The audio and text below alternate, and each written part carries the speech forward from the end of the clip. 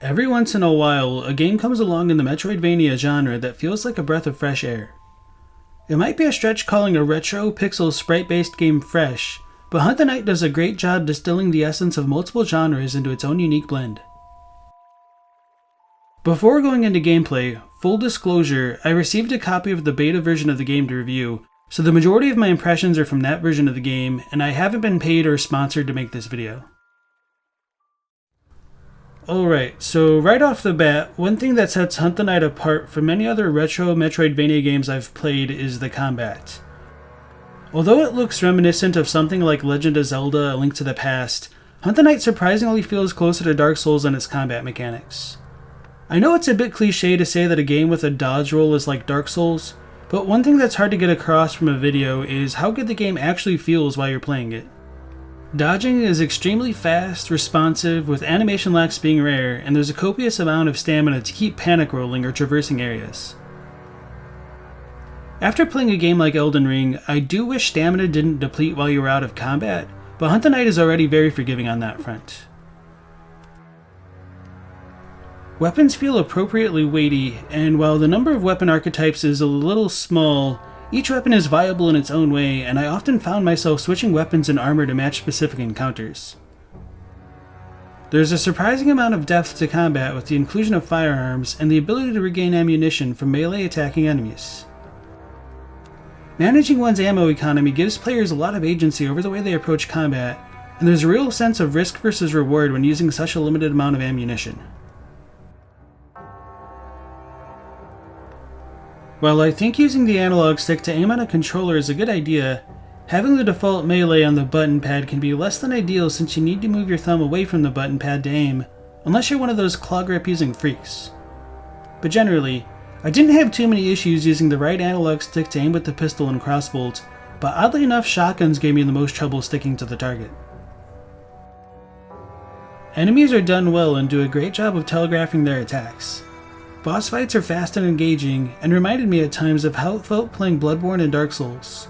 I just wish there were more enemies and bosses to face, which is a bit of a positive and a negative. The visual design of Hunt the Night is great, and I couldn't help but admire a lot of attention to details the artist gave. Things like enemies leaving behind corpses, or corpses being embedded into walls with eerily moving eyes and tendrils, or the way fireflies buzz around trees and plants flowing in the wind.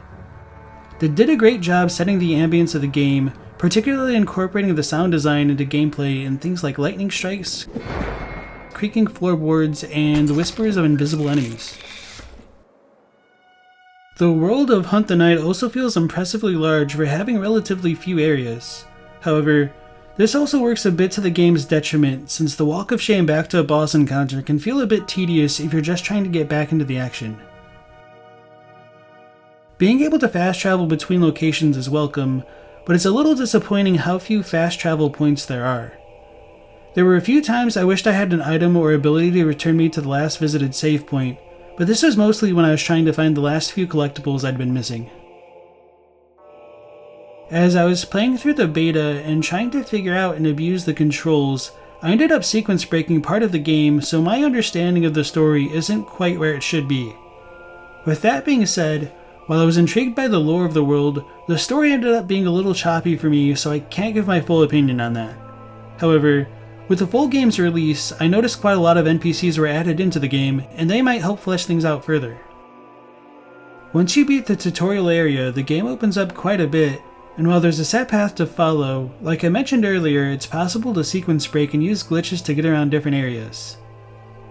On one hand, it's unfortunate there are bugs that can allow this to happen, but in a weird way I also think it adds another layer of depth to the game, and I kind of hope they don't patch them out.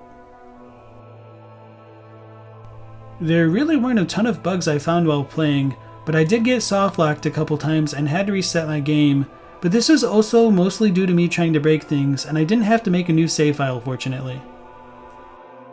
While these aren't bugs, a few things I wish they'd tweak are having the ability to skip down a page in menus instead of scrolling, being able to cycle between rows of weapons by just holding left or right, being able to preview upgrade descriptions before you purchase them, and adding the ability to walk away from NPCs mid-conversation. These are all relatively minor complaints though, and the overall gameplay for Hunt the Night is pretty solid. While there are a number of puzzles that help break up the action, none were overwhelmingly difficult, and I didn't have to turn to a guide in order to play and find everything in the game. It would be nice if the lore notes in the menu could be sorted or grouped by area though. It was a little annoying finding the last few ones I'd missed. Honestly, my biggest complaint about Hunt the Night is that the game feels too short. Having a few more enemy types, a couple more bosses, and another tier of weapons and perks would have done wonders in fulfilling my power fantasy expectations and making different kinds of builds stand out from each other. While I really like the idea of being able to focus on tanking enemy attacks and leeching back HP, I felt like the values were just a little too low to make that dream a reality, and another set of upgrades could have made that possible. The addition of things like New Game Plus and Nightmare Mode are a good way to increase replay value, but their names are a little misleading. Rather than keeping all your equipment like in a traditional New Game Plus cycle, it just seems like enemy health and damage have been scaled up. I haven't been able to test it fully, but if this is the case, it would almost make more sense to just call New Game Plus Hard Mode instead. Nightmare Mode, on the other hand, is a bit more interesting to me since it makes it so that both you and enemies die in one hit. It's kind of funny seeing bosses getting downed in one hit compared to the normal story campaign, and the true danger of this mode comes from traversing areas, traps, and unexpected enemies. It's a different kind of mode I'll actually try doing since it fundamentally changes the way the game plays, and I haven't seen much like it before. Unfortunately, the version of the game I played didn't have access to Prime Hunts, which act as limited time trials against certain bosses, but I really like the idea of having additional challenges like these being baked into the game. When scoring video games, I grade on a bell curve with a 5 being an average yet enjoyable game, and 10 more or less being unattainably perfect. 4 and below are games with flaws, or ones that try to take advantage of the player, and 6 and above progressively stand a cut above the rest. With this in mind, I'd give Hunt the Night a 7 out of 10. This was a bit of a rough call, and the reason it's not rated higher is mostly due to its length, which goes to show I'd play the game more if I could. I completed the main story and found all the collectible pieces of lore within 20 hours, but I admittedly wasn't able to do Prime Hunts, so for someone who'd get a lot of replay value out of something like that, I could see them thinking the game should be rated higher. For others, 20 hours may not be enough. Regardless, I still think Hunt the Night is really well made for an indie developer, and I sincerely hope other developers take note of how well it plays and what makes it work.